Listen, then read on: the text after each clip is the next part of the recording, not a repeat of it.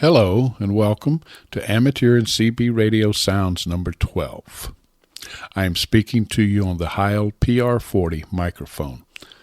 A quick little information on me. I am 72 years old. I am retired from the U.S. Army and retired as a community college instructor in computers and networking.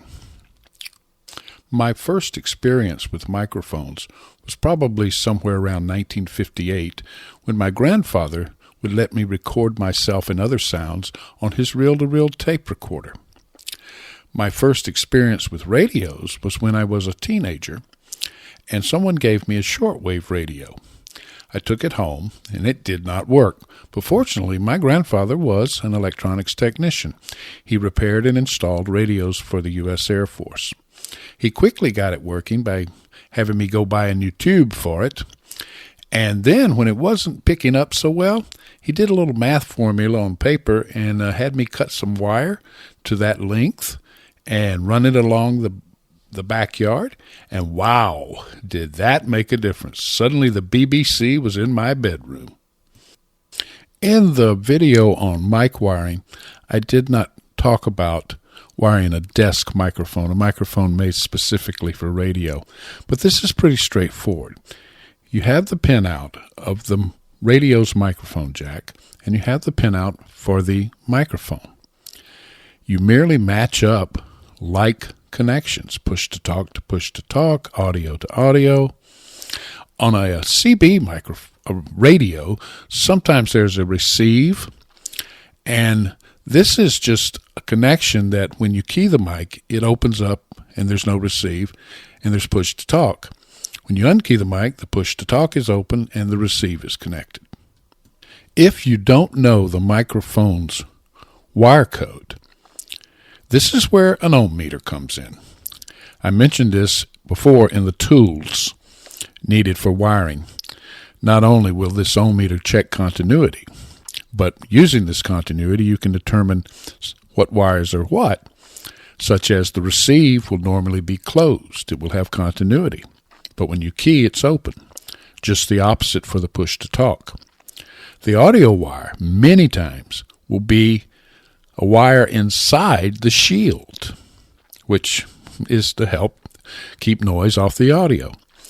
And if you look at it that way, it's pretty easy to identify what wire does what. But there are so many wiring diagrams, especially on the internet or books you can buy, that it shouldn't be too much trouble. There are two more recordings in this video, but I do not recommend either mic for a radio. One is a condenser, and the other, well, the output is so low, and it's too big. And it's a ribbon, but then neither are dynamics, and dynamic is where I lean toward, especially for radio. Not in studio recordings, but for radio, it's just fine. I did come across an old hand mic, the Turner JM2 Plus/U, but the element shot, doesn't work, and I have no desire to try and fix it. I would never use it. Here are the recordings, the Marantz MPM 1000 and the Nady RSM2. This is the Marantz MPM 1000, a little smaller condenser microphone. The rain in Spain stays mainly on the plains. I use this microphone on what I call my work desk. I have two desks with computers. One's for interfacing with the radio and the other's for everything else. I use a Blue Icicle XLR to USB converter to power the microphone. For things such as Zoom meetings or something like that. Anyway, it doesn't take up much room. It looks nice. And it sounds okay, but I have noticed the output is less than with my other condenser microphones. I had to turn this up to get this a little better than what it was. Anyway, the Marantz MPM 1000 no longer sold. It did come in an XLR and a USB version, but it's been discontinued. Anyway, end of recording. This is the Nady RSM2, a large ribbon microphone. with a blue bottom and a gold top. This microphone doesn't sound that good to me. Also, it has a very low output. I had to really crank up the gain on a mixer and use the cloud lifter to get this thing going. I guess that's what I get for buying a cheap ribbon microphone 25 years ago.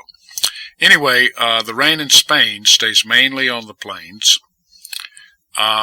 End of recording for this not-so-good microphone. That's it for now. Thanks for watching. 7-3, and goodbye.